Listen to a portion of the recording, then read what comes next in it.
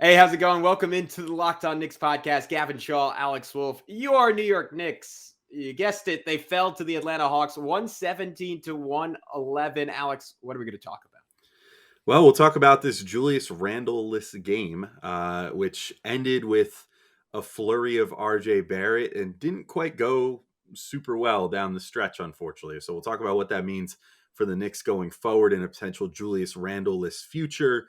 Talk about a big defensive performance from Mitchell Robinson, Obi Toppin's start, and also not finish, and a bunch more next on Locked On Knicks. You are Locked On Knicks, your daily New York Knicks podcast, part of the Locked On Podcast Network, your team every day.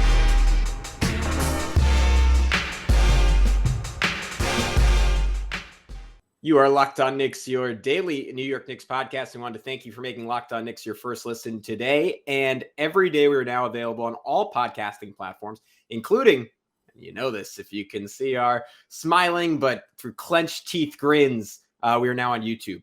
So please, if you haven't already, check us out on YouTube. I'm Gavin Shaw, a play-by-play broadcaster, fresh off of broadcasting the New York State basketball tournament on the NFHS network. He is Alex Wolf, editor-in-chief of the Strickland, the greatest Knicks website out there. Fantastic content for your days. Certainly go check them out. And the New York Knicks fall 117 to 111 to the Atlanta Hawks.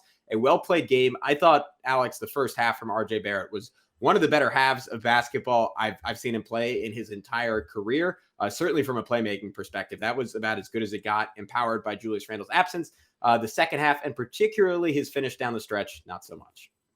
Yeah. And, I think it sort of underscores the need for, if the Knicks do end up moving on from Julius Randle at some point, the need for a legitimate co-star for RJ Barrett on this team, which, actually today is double drop day. So we're dropping 2 episodes today and 2 episodes tomorrow.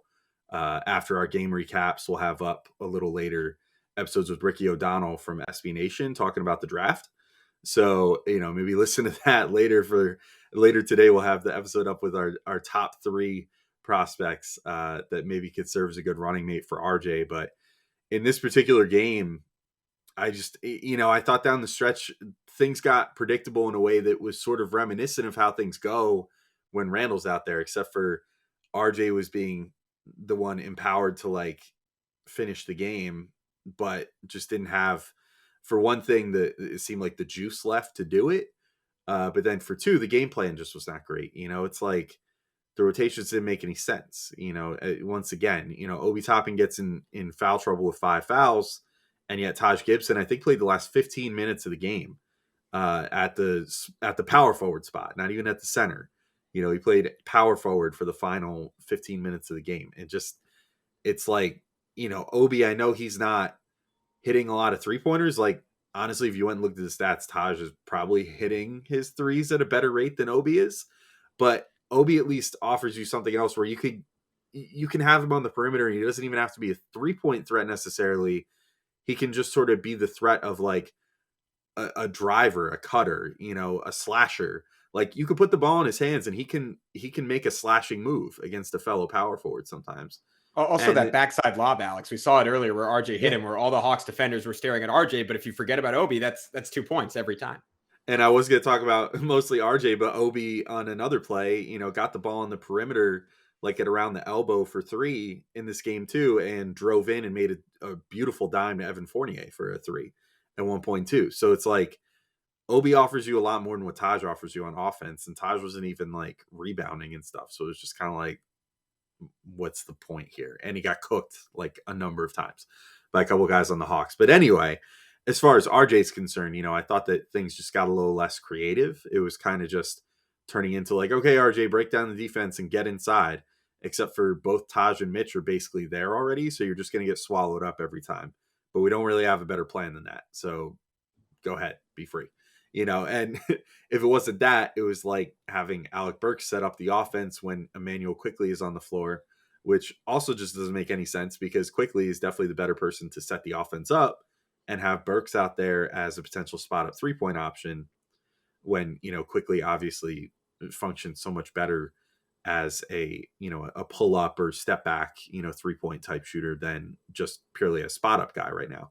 So I don't know. It was an annoying game, Gavin. I feel like we say this almost every game, but like even without Julius Randle, I appreciated the look at a blueprint for what a Julius Randle-less Knicks team could potentially look like. And yet I felt like things still got Tibbs'd up enough that it became unenjoyable by the end of the game to me.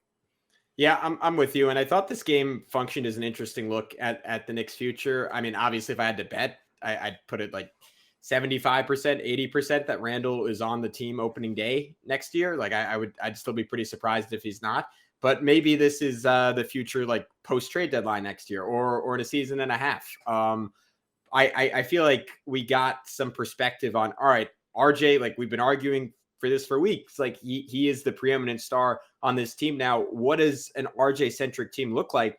And in the first half, when RJ was absolutely rolling, it looked pretty awesome to me. I mean, especially on the offensive side of the floor, like RJ was either getting to the rim at will, or he was just like throwing like some sick passes that weren't always, it wasn't always about him getting assists. Sometimes it was about him like making the pass that led to the pass. And just, I mean, I'll dive in on it now just because I don't know if we'll circle back to RJ after this, but just his screen manipulation in the first half, I thought was so good. Like he had a play where he just put Trey basically in a turnstile, like bobbing and weaving around a Mitchell Robinson screen.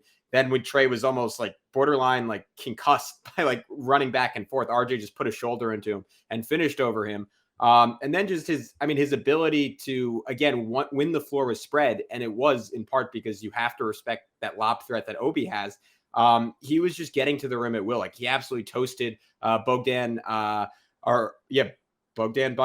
I'm confusing my Bogdanoviches on a hesitation move. Had this great two-man game with Quentin Grimes where Grimes drove and kicked it to RJ. Then RJ drove, kind of sensed the double team coming, did like this really quick spin move. And the Hawks defender literally just fell down. RJ just fired it back out to Grimes for three. I mean, had the shot at the buzzer. Yeah, Alex, and there was one more play late in the fourth quarter I wanted to go over, like midway through the fourth quarter, where RJ just drove in left, threw it out to Obi Toppin on the perimeter. Obi threw it to IQ on the right wing. Then Obi cut off of it. IQ like rocked a bounce pass inside to him. And it sort of was Obi catching it and throwing it to Mitch. It was mostly Obi kind of missing it and deflecting it over to Mitch. But I'm still going to give Obi Toppin credit for that because it was his chemistry with Immanuel Quickley and the fact that unlike Taj, he actually has the verve to cut back door and create that opportunity. So I think what we were seeing offensively from the Knicks was a combination of RJ's ability to win one-on-one, but the young guys especially to play with pace in the half court off of it, because so many times you'll see RJ create an advantage and the ball end up with Julius Randle, and Julius Randle will just kind of stop everything and go into like his like two dribble like ISO game. But with this group of Knicks, like they were all willing to like be RJ centric and say, all right, he throws it to me with an edge, I'm going to make the next pass and I'm going to create an opportunity for someone else. And by and large, that worked pretty well. Sure, it bogged down a little bit at the end of the game. And it tells you maybe the Knicks need some talent upgrades and some skill upgrades at certain spots. But you can see an outline of what an RJ Barrett-centric offense would look like. And with the right guys around him, I think it could be pretty good. Yeah, it's actually funny when you said, speed up the half-court offense. As much as at this point in the season, I hate to give Tibbs credit for much based off of what he's subjected us to this year. He did say he was like mic'd up on TNT and said something to the effect in the one huddle that they pointed out in the broadcast, which shout out to Spiro Ditas, MSG alum, it was nice to hear his voice again. But they pointed it out, on there that he had said, let's play with, make sure you play with pace in the half court. And they were like, oh, they went over him and Greg Anthony talked about that for a minute. And I was like, yeah, that's a good point. And you know what? Honestly, that they are doing that with Obi out there because Obi's just like constant motion. He's a whirling dervish. Like he's everywhere and nowhere all at once. And that was what sort of made it. I mean, I guess it made it all the more Tibbsy to then see the Knicks like close with something totally different. And, Tibbs to be preaching this like play with pace earlier and then later in the game be like, let's just bog this down into like RJ drives into the paint and or Alec Burks sets things up. And Alec Burks is like molasses setting up offense. I mean, I think that he plays his role really well when he plays as a, scorer and a bench player. But as a guy setting up the offense, his idea of setting up the offense is like walking the ball up as slow as humanly possible, getting the offense set as slow as he possibly can, which just doesn't match with how guys like RJ and Quickley and Obi, if he was out there, and even Mitch to a degree, like want to play while they're out there. And so it was frustrating in that regard. I wish that we could have seen more of that like pace offense, in the half court, because that's something that the Knicks have been so sorely missing. And the lack of movement, the lack of pace has really been one of their biggest Achilles heels this year, I think. Yeah, I mean, I can't agree more. I almost can't get the words out. I think it's also just so much more fun to watch when there's like some real verve in the half court. And I think someone summed this up well on Twitter, like saying like, I don't think Julius is a bad player. I think in the right context, he could be really effective and helpful, but I'm just sort of done with the Julius Randle experience. And like that really resonated with me because I was like, yeah, I just don't need to watch like the slow down, like ISO ball anymore. Like, sure, if you're like, I mean, the Hawks almost have some of that on their own with Trae Young just because he's so ISO heavy, but at least he's doing it like out of like these quick, like dribble handoff actions. Where with Julius, it's like, to your point, molasses is the only word to describe it. And I'm just kind of sick and tired of watching it. Even on the nights the shots are going in, it's kind of unappealing. And again, I hate to turn this into a Julius rant on a night where he didn't even play, but I guess that's where I'm going at this point. The train's left the station. Even when it's working well, it doesn't feel good. And it sucks because within him, there's like this really quick decision-making, like smart passing, bully ball style power forward that I think would fit in perfectly to a system like that. Like I was kind of thinking, like, to your point down the stretch watching this game, man, RJ needs a playmaking four next to him. And I kind of hit myself in the head. I was like, oh, they have a playmaking four mid-second team all NBA next year, but last year, but it just doesn't work because he doesn't always want to play with that pace outside of that 7-game stretch heading into All-Star game where I think he really brought that. And the Knicks looked a whole lot better when he did. Yeah, I agree. And it's unfortunate that we don't get to see that as often. And I think, again, to bring it full circle, I think that comes down to coaching. Like the coach has to instill these things in the players and get them to buy in. And it seems like at least late in the game, it's hard to believe that, Julius or anyone is like hijacking this team when it seems like it constantly gets co-signed by the head coach that, slowing the pace down to the molasses offense is our preferred method. But Gavin, I don't know if there are pace stats available to bet on, but is there anywhere that Knicks fans could potentially bet? Maybe on RJ Barrett's scoring averages for the rest of the year, because that is a big thing. I think from this point, our friend Pat O'Keefe has been highlighting this after every game. I think at this point now, if RJ averages like 22.3 points per game the rest of the way out, he will have over 20 points per game for the first time in his career. That's pretty cool. And the place you would go to bet on something like that is, of course, betonline.net. It's that time of year again as college basketball's tournament is finally upon us. From all the latest odds, contests, and player props, betonline.net is the number one source for all your sports betting needs and info. And given that, Alex, I went to betonline.net to check out some of the college basketball odds for tomorrow. And man, Gonzaga against Arkansas. I don't really understand how Gonzaga is a 9.5-point favorite over the Razorbacks. They're the top defense in the SEC. Year after year, that team is just extremely tough. And this season's Arkansas team is no different. I think they're going to give Gonzaga a great game. Gonzaga feels like a little bit shaky to me coming out of that game against Memphis. So I think Arkansas keeps it pretty close. And then the other game I was looking at was Villanova against Michigan. 5.5-point line in that one. I think Michigan they have a lot of talent, but this run feels like slightly fraudulent to me. Like they were just not that good of a team during the regular season. Villanova, on the other hand, just a machine under Jay Wright. I think Villanova wins that game pretty comfortably. But again, the place to go to check those out is betonline.net. And BetOnline also remains the best spot for all your sports scores, podcasts, and news this season. And it's not just basketball. BetOnline is your continued source for all your sports wagering information needs, including live betting and your favorite Vegas casino games. So head to the website today or use your mobile device to learn more about the trends in action. BetOnline, where the game starts. And our next partner is a product that I literally use every day. I started taking Athletic Greens because I am kind of a health freak. Like I'm really, really over the top about how I eat. And despite that, and despite putting like a lot of time and attention on it, I find it very difficult to hit all my nutrient needs every day. It's pretty complicated. We all get busy. And Athletic Greens makes that process very simple. So what is this stuff? With one delicious scoop of Athletic Greens, you're absorbing 75 high-quality vitamins, minerals, whole food source superfoods, probiotics, and adaptogens to help start your day right. This special blend of ingredients supports your gut health, your nervous system, your immune system, your energy, recovery, focus, and aging, all the things. I started taking it before workouts because I find it gives me like a little boost of energy and kind of a calm, cool, and collected feeling that sort of takes me through the rest of the day. And I really like that feeling going into the gym. It's lifestyle friendly. So whether you eat keto, paleo, vegan, dairy free, or gluten free, it works for all that. Contains less than 1 gram of sugar. There's no GMOs. There's no nasty chemicals or artificial anything, while still tasting extremely good.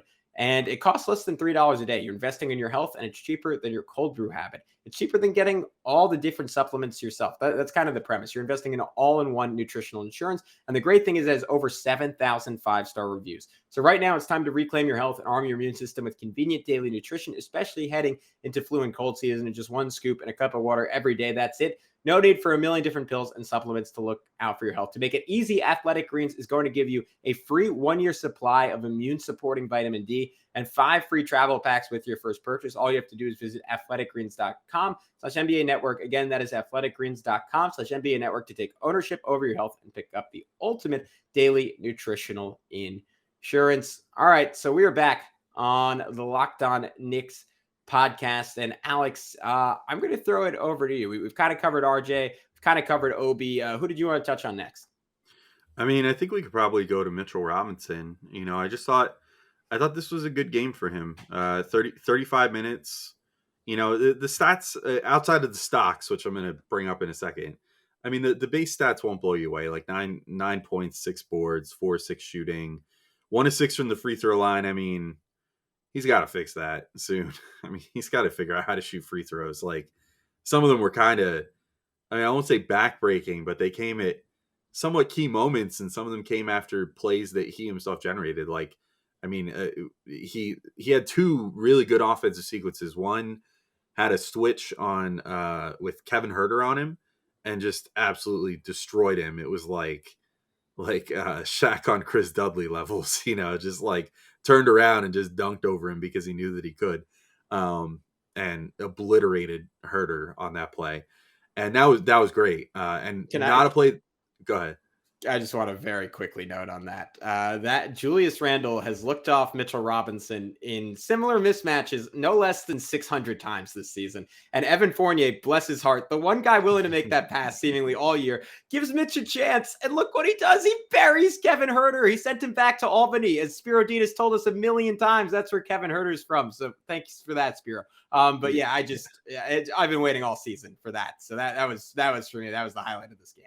Yeah, stop me if you've heard this before, that Kevin Huerter's from Albany, or that this was the first time that Trae Young had been back in MSG since the playoffs last year. Because there were they talked as if the Hawks had been to MSG like 14 times this year. I'm just like, they've been there. I got angry every time he said Gallinari during the game. I'm not a big Spiro Ditas guy, but yeah. Anyways, go ahead. I mean, like I said, it was nice to hear an old familiar voice, but I also remember why he was far and away the inferior option to Mike Breen, just like any other guy that ever comes on that's not Mike Breen on the Knicks broadcast. Outside of maybe our buddy Ed Cohen, I think he's got a good case for Ed's got a good case for heir apparent. Anywho, yeah, there was that play, and then the play where Mitch didn't get to capitalize on the free throws was he got it and actually pulled like sort of a nice post move and pulled a spin move on Capella, which wasn't even a mismatch, but, got the ball in the post, made a very quick decision to just make a quick turn over his left shoulder and go up for a layup and missed it because he got fouled, but then absolutely clanked both free throws. Shooting 1 of 6 from the free throw line just isn't going to get it done anytime.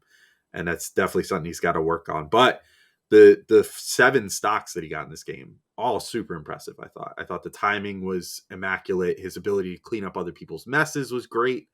Unfortunately, nobody was able to clean up his slight mess on the one where he got a great block after helping over on DeAndre Hunter, I believe, going up for a layup. Or maybe that one was Huerter too. I don't know. I forget. But he helped over on someone and then blocked it, and then nobody else around could grab a rebound. And so Okongwu grabbed it and then wound up getting fouled and getting a couple free throw opportunities himself. But it was, I just thought a really nice, well-rounded game for Mitch. It was, I guess, I don't know, 7 stocks is just like somewhat normal for him at this point. But I found his timing to be good in this game. Maybe the rebounding left a little bit to be desired, but it was a tough matchup against Capella, and he still did his damage on the offensive glass, which is what you really look for from Mitch anymore. So I don't know. I thought it was a really good game from him, and we actually got to see some new stuff, which was kind of nice. Yeah, I'm totally with you. I thought it was crazy from the beginning of the game how he was just overwhelming Capella on the offensive boards. It was 5 or 6 plays in a row at the beginning of the first quarter where he either got the rebound or he got a hand on it and it was taken away. But he was kicking Capella's ass at the beginning of this game. And then to your point, the rim protection, like that first block, he basically caught Hunter's shot just like with his left hand in one motion, and then it ended up being a tie up. But he just had like some mean blocks in this game, which were great. And I remember last year before the Hawks playoff series, I'm pretty sure it was our guy, Benji Ridholtz. Apologies if it was someone else, but someone was tweeting out like a film thread previewing the series, and they were saying, like, I would pick the Knicks in 5 if they had a healthy Mitchell Robinson because of his ability to play in space in a Trae Young, Clint Capella pick and roll, which tortures most teams in the NBA, particularly last year. That was one of the best pick and roll combos in the league. And he was noting how, like, during the regular season, like, there were all these different plays where Mitch would come in and sort of in a 1-on-2 situation, find a way to deflect the pass. And in this game, twice, like once he deflected the pass and it led to, I believe it was Fournier getting the ball, throwing it ahead to Obi. Obi got a run out dunk. And then another play halfway through the fourth quarter where he just caught it with one hand. And it's those types of plays that sort of make a case for paying him this summer, because I'm just looking at that. I'm like, there's only like so many guys on planet Earth who could make that play. Like Capella's an incredible lob target. Trae Young's like a savant level passer. And yet here's Mitch, like he's so long and so quick off the ground that he's able to disrupt that. And he does some special stuff defensively. To your point, the offensive game has to expand. I'd love to see more of like that reverse pivot that he had. The free throws have to get better, but he does things, for lack of a non-cliche term, that you just can't teach. Yeah, I think if he just works in a few things on his offensive end, of the floor, like free throw shooting is one thing, because he does actually draw a decent amount of fouls with the amount of offensive rebounds he's corralling. It stands to reason you're going to get hacked if you get an offensive rebound and go to put it back up a lot of the time. If he fixes that and just develops like 2 post moves, like just like a little hook shot and, the ability to like just back someone down and get a layup. I mean, that's, if he just does some of the stuff that he did today and maybe, modifies a little bit to have more of like a hook shot that he can just sort of toss up there, which, like, for all of his faults, especially in this game, like Taj Gibson has displayed a very nice little baby hook that he's had for his time on the Knicks. Like, ask Taj to give you some lessons. I think that would do wonders for Mitch's game and make him, a guy that could be worth that contract that he wants this offseason. Of course, it's going to require an investment from the Knicks or some other team to say, hey, we're going to give you the money. Now you have to develop these skills. And if you don't, then we're kind of screwed.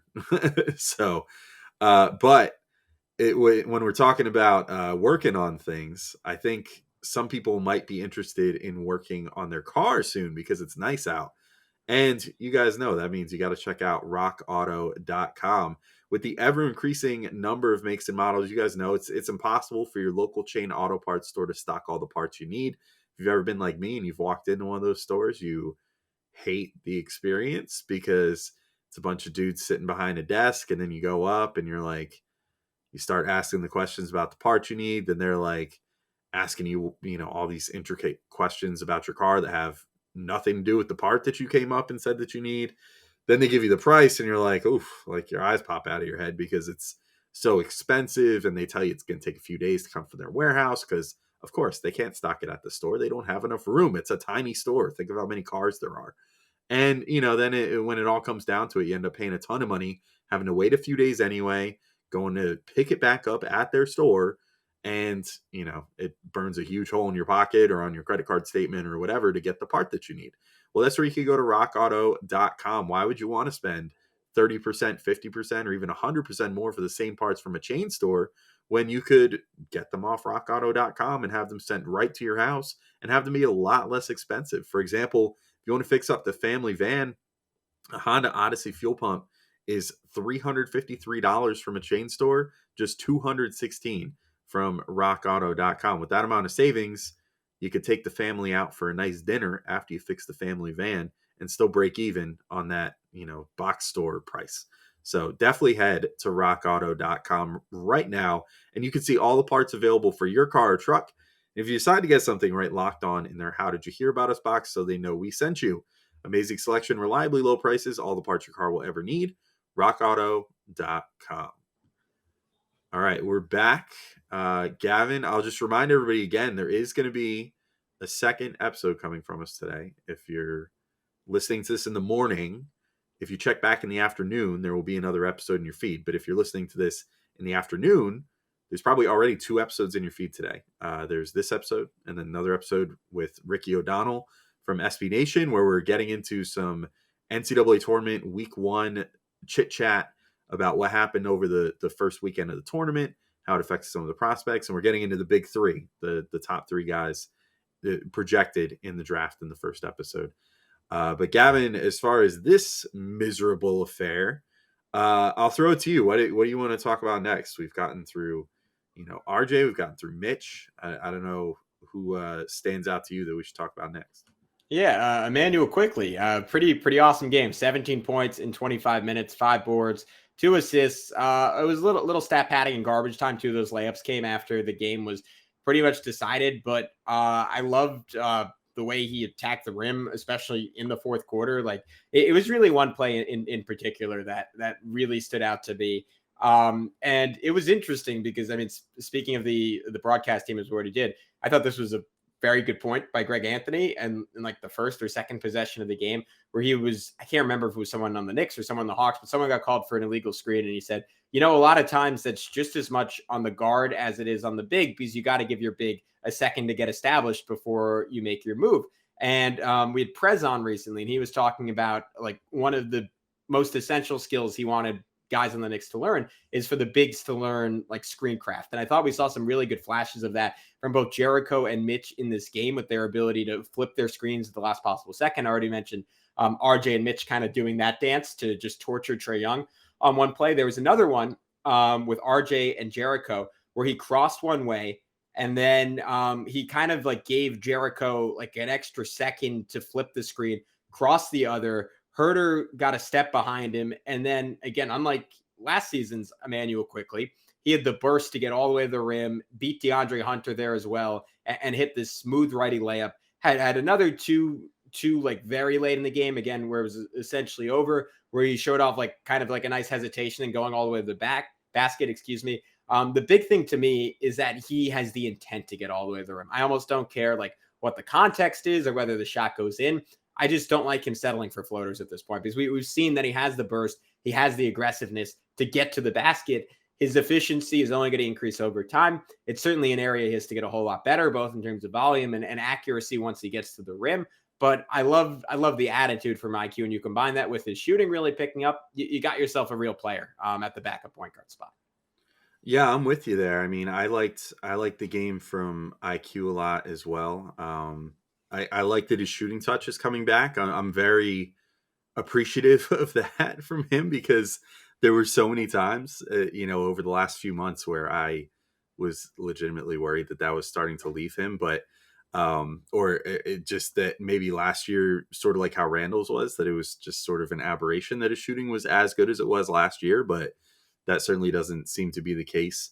And, I enjoy the pace that he brings to the team. It always seems like whenever he's out there, they're pushing the pace more. They're getting out, and starting possessions on a better note. And that all comes back to that, we were talking about in the first segment with the half court pacing and all that stuff. Like, I don't know. I think that Quickley brings a lot of that, and it really showed through in this game. And I thought this was one of, maybe not his best playmaking outing, like purely of the season so far, but definitely one of his best scoring outings and best like per minute outputs this year. And I'm in total agreement with you. I think it was very noteworthy and really good on his part in this game. Yeah. He was fantastic. Next guy I'm going to go to is Quentin Grimes, who, I'll do him and Miles McBride and Jericho Sims sort of as one big rookie sum segment, because I thought all those guys had good moments and bad moments in this game. Like Grimes, this is obviously I was away over the weekend. This was the first time I got to see him back. And I just got this big smile on my face when I think it was like the fourth play he was in. He got a poke away, and I was like, oh yeah, this dude just has like not like rocks for hands on offense, but rocks for hands on defense, where if he touches it, it's going away. And like he combined on this like great defensive play with Jericho and Miles, where he was trailing. Oh my God, who was it? I want to say, oh yeah, it was Bogdanovich. And Sims just flashed, right? Like in help. And he turned Bogdanovich around. And Grimes is just like, man, he's like a freaking piranha out there. Like was anticipating Bogdanovich turning back, stripped him the basketball. Deuce gets down, gets a tie up. Knicks ultimately get possession. And it was just one of those plays like we talked about. I think it was like a couple of games back where it was like Jericho, IQ, and McBride all combining to get a block shot, basically, where you see like the speed and the tenacity and the aggressiveness. And again, you have visions for what a future team could look like around RJ Barrett. And you just surround him with all these high level 3-and-D guys who also have enough savvy offensively to attack a closeout and to make the next pass. I already referenced that play where Grimes and RJ had that great little 2-man game that ended up with a Grimes 3.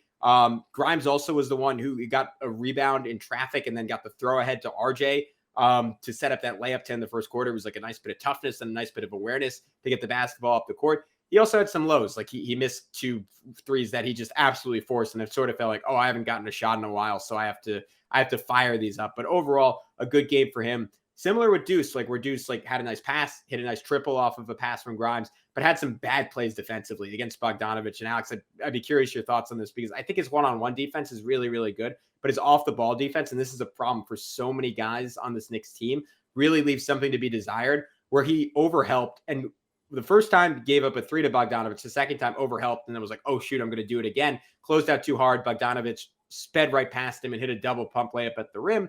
And to me, that's just a case of like, all right, this is why this dude needs to play a whole bunch of minutes. And Tibbs, to his credit, did put McBride back in for a little bit after this happened, but the guy needs to play 20, 30 minutes a night, because that's the only way in the NBA you learn that you got to make adjustments to those things, because everyone can shoot a little bit better and everyone's a little bit quicker when you're trying to recover on a closeout.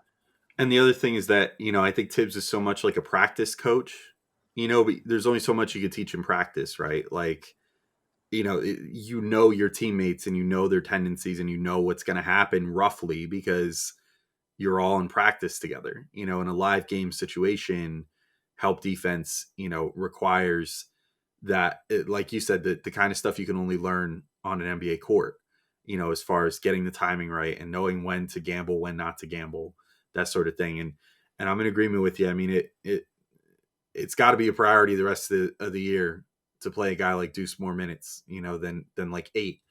I understand. I guess what really it's going to take, and I'm curious to see if things even change after this, but it's going to basically take the Knicks getting fully 100% mathematically eliminated from the play-in, which they got one step closer to after this. But it kind of sounds like the way that Tibbs is talking, he had some comment after the game about how, oh, well, we're not looking at the numbers and we'll just wait, like we're not out till we're out kind of thing. And it's like, dude, you're out. Like, just give it up, please. We're out. Yeah. But I'm with you. Like, I think that Deuce does definitely, his man defense is probably the best on the team. I don't think there's too much question there. But like his team defense needs some work. He needs to get those nuances down. And, I wish I had a better answer. Then it's just something that comes with time. But I think that really is the case. I think individual defense, you can just have that. Like, that's just like the innate ability side of defense. But being a good team defender just comes with time and recognition and that sort of thing. And he needs to get those reps to get that. I also thought, I thought it was kind of absurd that there were stretches of this game where, particularly, I think I'm thinking of the third quarter when it opened up, and Tibbs took a particularly long time to make his first sub in the third quarter. And then Trae Young kind of started like really doing his damage in the third.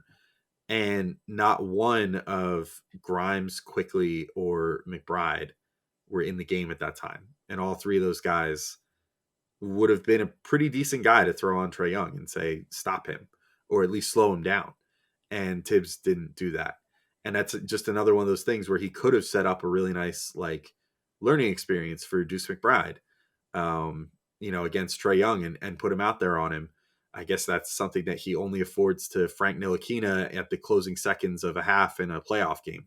That's the only time you get a chance to learn on Trae Young on the fly. But there were so many opportunities to get Deuce a few more minutes in this game, and this like insistence on getting Alec Burks like 38 minutes a game just got in the way of that again, unfortunately. So maybe once the Knicks finally get mathematically eliminated, we'll start to get to see more of Deuce and more of these guys getting some more learning experiences out there. Yeah, I mean, to your point, even if McBride gets roasted, that's not a bad thing. It doesn't matter. No. It really doesn't matter. It just let him try, because he has to at some point. Ironically, I will end my part of the pod by saying shout out to Alec Burks, who played a pretty darn good game, at least in terms of his shot making. Obviously, there were some issues on defense. There were some issues in terms of his pacing relative to other guys, but he had some tough hits down the stretch. I mean, early in this game, kept the Knicks in it when they were really struggling, just by hitting 3 threes and a turnaround in the first 8.5 minutes of this game. And then in the fourth, just 2 huge mid-rangers. One where he absolutely rocked Kevin Huerter to sleep, going between the legs twice. And the second one, Huerter, he almost slipped almost as badly as Taj did on Trae Young later in the game, which I probably shouldn't have even mentioned. But Burks, I thought this was one of his better offensive games over the last 50 or so, which have by and large been a miserable experience for him. Again, no fault of his own, being asked to play a position and a role that he is not qualified for and never really has had to do. So happy for Alec Burks having a good night scoring the basketball. I agree. I thought Burks had a fine night too. I mean, he can have a good game and still have played too many minutes. It's just it's not his fault that Tibbs. It's not his fault that Tibbs wants to play him 40 minutes, and he did a really good job with his 40 minutes. He even finished a little bit, which is more than we usually get from the Alec Burks experience. So I'm fine with ending on that happy note. Again, if you're listening to this and it's the afternoon on Wednesday, then check your feed, because there's probably another episode sitting there for you with Ricky O'Donnell of SB Nation, where we're going to talk about the presumptive top 3 picks in this draft, their performances in the first weekend of the NCAA tournament, and what it means for their stock going forward. And we'll have another double drop coming tomorrow, because the Knicks are on a back-to-back. So we'll cover the Hornets game tomorrow, and then have the second part with Ricky, where we talk about a ton more prospects to close the show out. But till next time, which might be in 2 minutes. So hopefully we'll see you in 2 minutes with Ricky. Thanks for listening. We'll talk to you all soon. Peace out.